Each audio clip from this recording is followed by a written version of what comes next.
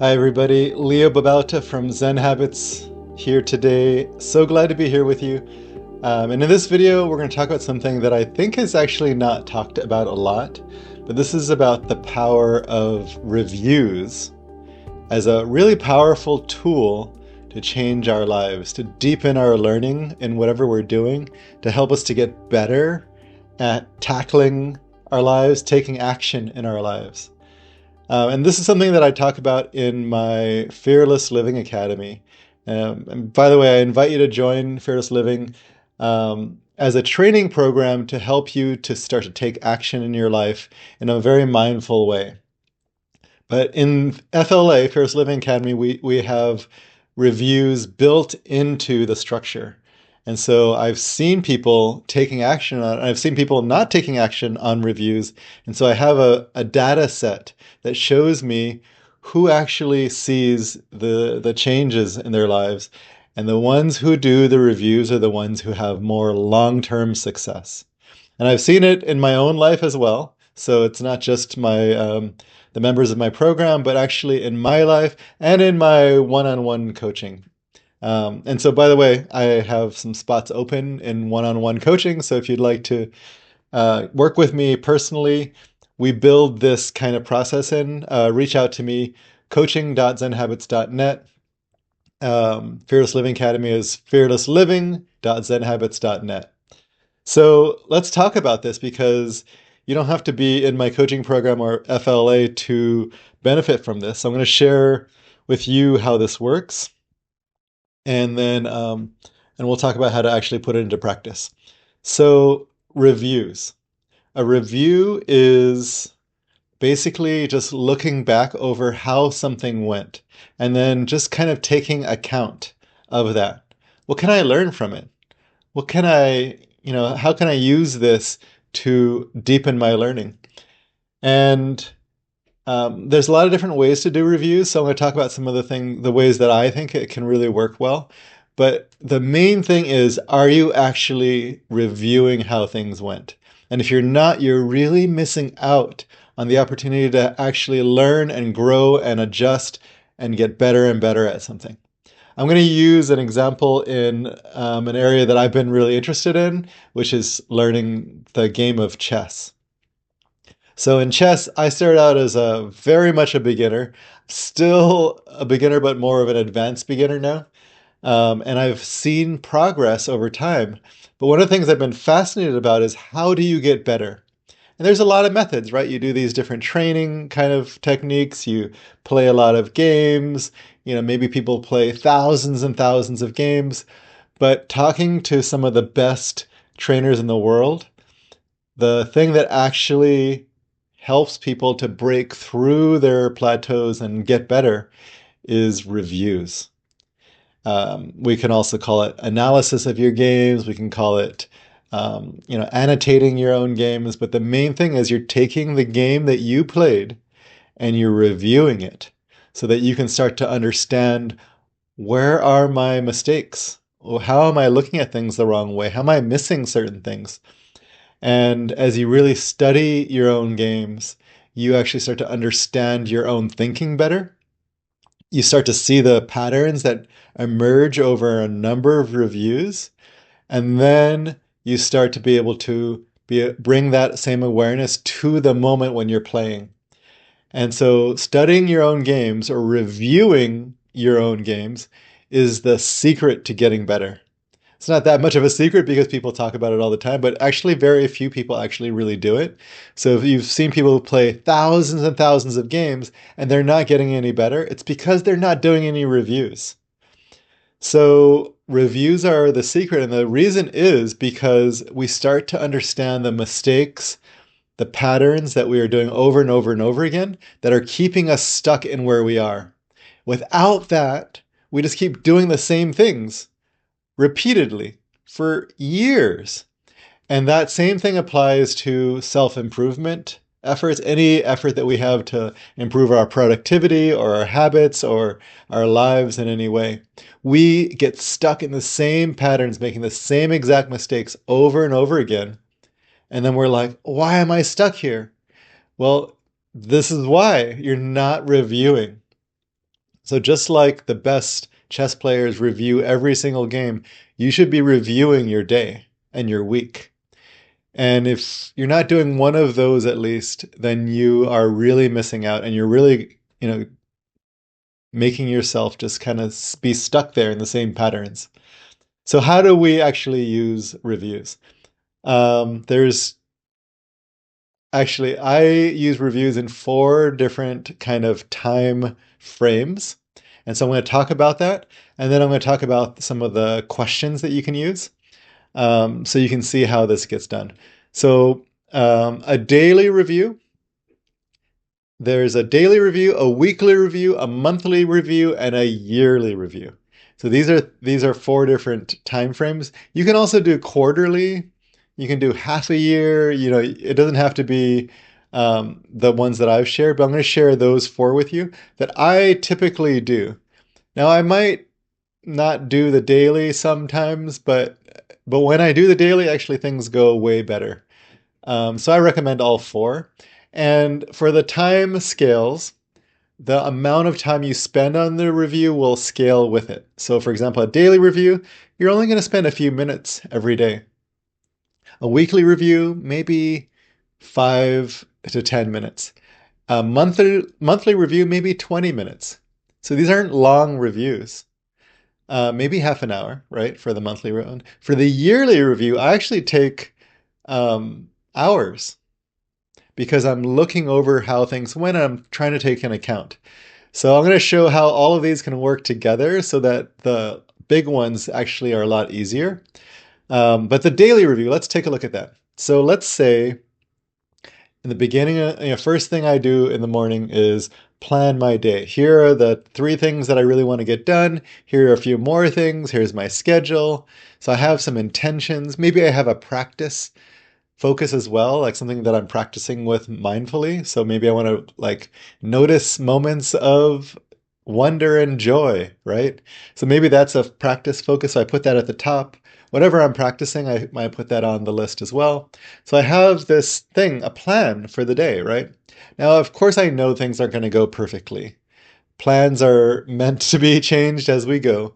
So I'm not really like expecting it to go exactly like this, but these are my intentions.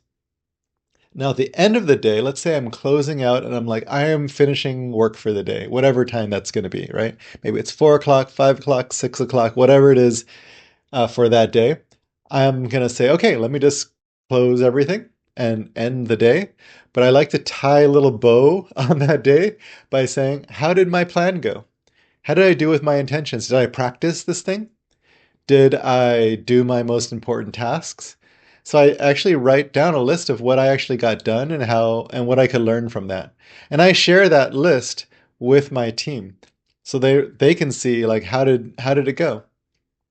Now there are times when I fall out of doing this daily review, but when I'm doing it, my life goes so much better and I deepen my learning. So I highly recommend it. So you can do it at the end of each day. One thing I like to do, by the way, is I actually will spend that time to plan my day tomorrow as well. So it's a little bit of a combo session, which, like I said, it might just take a couple of minutes, maybe 5 minutes, but 2 to 5 minutes. And I'm just like, how did it go? Yep, I did that, I did that, I did that, I did that. I didn't do this one, I didn't do that one. Did I practice? Yeah, I kind of did, and I forgot about it halfway through. What can I learn? Well, I learn that I am, feeling really discouraged right now, and that's really getting in the way of me tackling some of the harder things on this list, and so forth, right? So those would be examples. And then I plan how what do I want to do tomorrow? What are my most important tasks? So I might carry over the tasks that I didn't finish. I might look at my master list and start adding to those tasks. I might look at my schedule, and then I might set my intention for practice for the next day. So that would be a daily review. And again, it doesn't have to take long. We don't need to spend a huge amount of time. Now, if you want to spend 10 minutes on that, great. I think there's no problem with that. But we don't want to like require ourselves to do this really like lengthy thing. You don't want to spend half an hour every day doing this. So that's the daily. Now, if you're doing the daily every day, then the weekly review becomes really easy, right? So I like to do this on Mondays. I review how did I do last week and what are my intentions this week? And I look over last week's intentions from Monday and I'm like, here were my intentions. How did I do with those? So I will review. And the nice thing is, I have the daily reviews to use in my weekly review. And I'm like, well, here's the record of what I actually did. And I might take some of those learnings that I had every day as well and put that into my weekly review. What can I learn from last week? What went well that I can celebrate? What didn't go well? What contributed to both of those things? Contributed to going well, contributed to things not going well. What can I learn so I can take it forward? What are the kind of same mistakes that I'm making over and over again? And I can look at my daily ones for hints in this, but I also might just kind of spend a little bit of time just reflecting. So for that, again, it might only take 5 to 10 minutes. That's usually how long it takes. Maybe I'll take 15 minutes on some weeks, but usually I don't. Now, the weekly review I do just about every week. I can't even remember the last time I missed it. So those I stick to really religiously. The daily ones, I think they're super helpful, but there are times when I just don't stick to it for whatever reason. But I do stick to the weekly ones. I think they are really, really important. My house is shaking because of construction going outside. Anyway, so those are the weekly. And then I set the intentions for this coming week. Now, one thing that I've noticed is I'll set the intentions and then I'll forget about it. So, what I like to do is take those intentions and use it in my daily planning. If I'm going to plan for tomorrow, I might be like, okay, well, let's look at this week's intentions. I'm like, oh, there's some things here that I need to get done, and it's Wednesday already. I need to put it on tomorrow, Thursday's plan so I don't forget about that. So I like to use the weekly intentions in my daily planning as well. Otherwise, I'll just forget about the weekly intentions. And then the next week, I'll be like, I totally forgot about most of these. So I'd like to do that. Another thing I like to do with the weekly intentions, besides use it in my daily planning, is I'll actually block it off on the calendar. Well, I want to do intention number 1 on Monday, 2 on Tuesday, 3 on Thursday. And so I'll block it off and put a time spot for those intentions. And that way the intentions actually get done. Or I might have a daily focus session, and each of those focus sessions, I'll put a little note about what my intention is that I want to get done that day that lines up with my weekly intentions. Okay, so weekly reviews, super important. Do it every week. And I like to have one or more groups of people that I share this with so that I have people I'm being accountable for. And because I'm accountable to them, I will do that weekly review. And so I have my team, and then I have a couple of programs that I run where I share this weekly reflection. And again, it doesn't have to be super deep, but what happens is if you look at the weekly reflections, you'll start to see patterns over and over again. And that's where you can actually start to do something about it. What am I going to do about this thing that I keep repeating over and over again? Am I going to just keep doing that, or is there an adjustment that could be made? Okay, so let's talk about monthly reviews. I have a specific email group that I use. They're peers of mine who we're all committed to doing a monthly review, and so we share that with each other. Because I have that with them, I also have a reminder on my calendar. I I will do that every single month. There are months where I put it off and I'm like, okay, and then it's the middle of the month by the time I get it done. I've even missed months once in a while, but it's pretty rare. I do it most months. And I just will take, 20 minutes, sit down, I'll look at my weekly reviews. And so the weekly reviews make the monthly review a lot easier. But I'll also look at last month's monthly review and be like, what did I say I was going to do this month? How did I do with those? Same kinds of questions. What can I learn? What went well? What contributed to that? What did not go well? What could I learn from that? Anything I want to adjust going forward so that I don't keep making the same things over and over again. And so I set my intentions as well for the coming month, and I review last month's intentions. And so this really helps me to be in a monthly cycle of reviewing and learning. So you can see here we have daily cycles, weekly cycles, and monthly cycles. And then I also do one every December. And that I'll spend, I might actually set aside some time for a few days, maybe a week, but I will set some time reviewing my previous year. And for that, I use the monthly reviews. I gather all my monthly reviews and I pull stuff out. What happened in January, what happened in February, and so forth. What did I learn through all of those? What went well? What did not go well? So I ask this more at a macro level. What's gone well in my life, in my projects, in my intentions? What intentions did I just throw out? And I look at last year's yearly review as well because I set intentions for the current year last December. So I'll look at those as well. And I'll look at all of this. I have the monthly reviews, I have last year's review. I might also look through my calendar and be like, what happened in January? So I'll go through the calendar and be like, oh yeah, I traveled here, I did this big thing here, I did this. And so I kind of start to I start to like recall how the year went. And I actually love the yearly reviews because I get to look back and be like, oh, wow, like so much happened this year. I did so much. I got so much done. I struggled with so much. I learned so much. And this really helps me to really cement the learning that I'm doing on a daily, weekly, and monthly basis. I pull out even bigger things, and some of these bigger things, I'm like, this was a really big pattern that I've seen over and over this year. I really want to actually make this a big intention to change that this coming year. So I take this pattern that I see on a monthly basis, and then I review that at the end of the year, and then I set an intention like this is going to be a big project. Here's how I'm going to work with that. And so for the monthly and yearly reviews, because these are at a bigger scale, I should like to take some time and I'll go for a walk, especially for the yearly review. I'll go out and sit on a rock somewhere in nature and journal about it. I'll sit in meditation and just reflect on my life. I'll take some just time in quiet and solitude and nature and spend some time reflecting on all of this. This is a really, really important time for me. And I take it really seriously, and I think it's amazing. And then again, I set my intentions for the coming year. So these are different cycles of review. You don't have to follow these. Some people, might do quarterly. Some people do half a year.